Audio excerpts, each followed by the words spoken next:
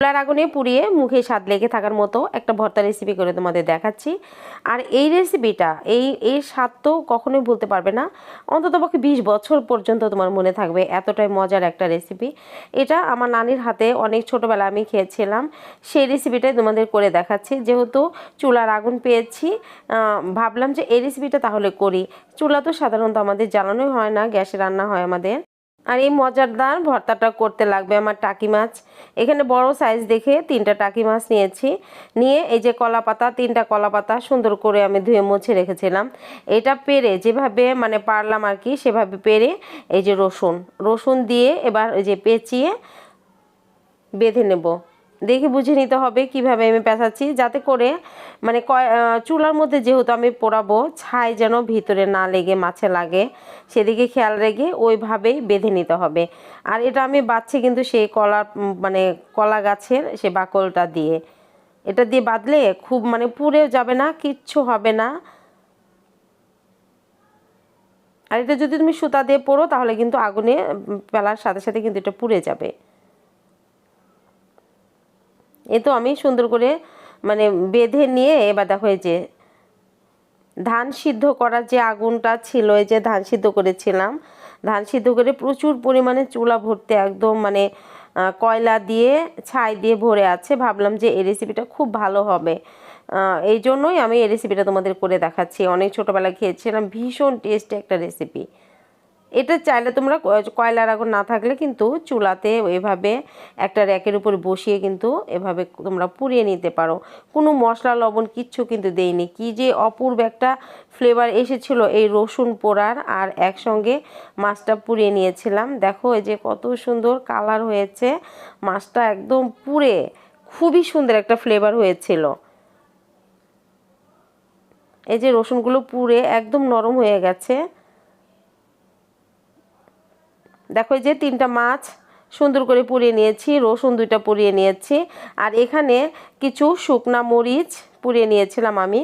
আর এই যে শুকনো মরিচ আমি পুড়িয়ে নিয়েছিলাম, আর এখানে কিছু পেঁয়াজ বেরেস্তা করে নিয়েছি, মানে খুব বেশি বেরেস্তা করে হালকা একটু তেল দিয়ে ভেজে নিয়েছি। এটা দেখালাম না, এমনিতে আমার ভিডিওটা অনেক বড় হয়ে গিয়েছিল, এই জন্য। আর পেঁয়াজ ভাজতে তো তোমরা পারো, ভর্তার সময় যে হালকা একটু তেল দিয়ে পেঁয়াজটা ভাজতে হয়, খুব সামান্য একটু হলুদের গুঁড়া আর লবণ দিয়ে আমি পেঁয়াজটা একটু নরম করে ভেজে রেখেছি।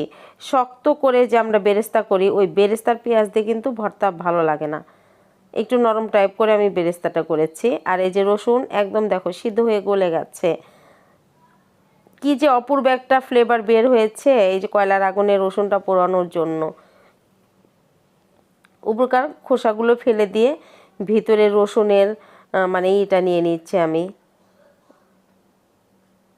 এখন রসুন আর পোড়ানো শুকনা মরিচ, ওই আগুনে চুলার আগুনে কিন্তু আমি শুকনা মরিচটা পুড়িয়ে নিয়ে এসেছিলাম, তার সাথে দিতে হবে 3টা ছোট সাইজ দেখে কাঁচামরিচ। এর সাথে ফ্লেভারটা খুব ভালো আসে আর কি, কাঁচামরিচটা অ্যাড করলে পারে।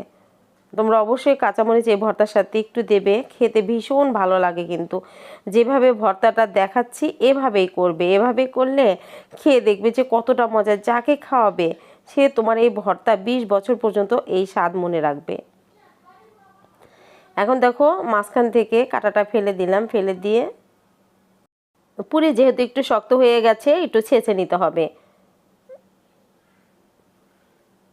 তারপরে যে বেটে নিচ্ছি, লাস্টের দিকে পেঁয়াজটা দিয়ে, পেঁয়াজটা খুব বেশি বাটবো না, হালকা একটু বেটে তারপরে ভর্তার সাথে মাখিয়ে নেব।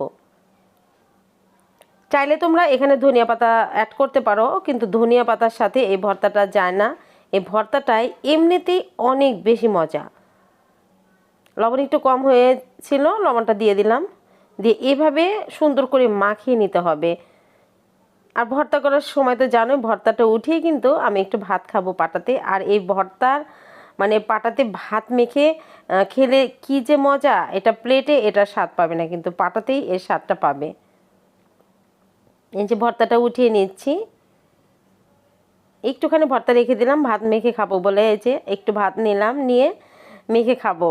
এই ভাতটা যে এত মজা, কে কে খাও বলো তো? এই মানে ভর্তা করে পাটার মধ্যে ভাত কে কে খাও কমেন্টে জানাবে। আর মানে এই পাটার ভাতটা কি পরিমাণ টেস্ট,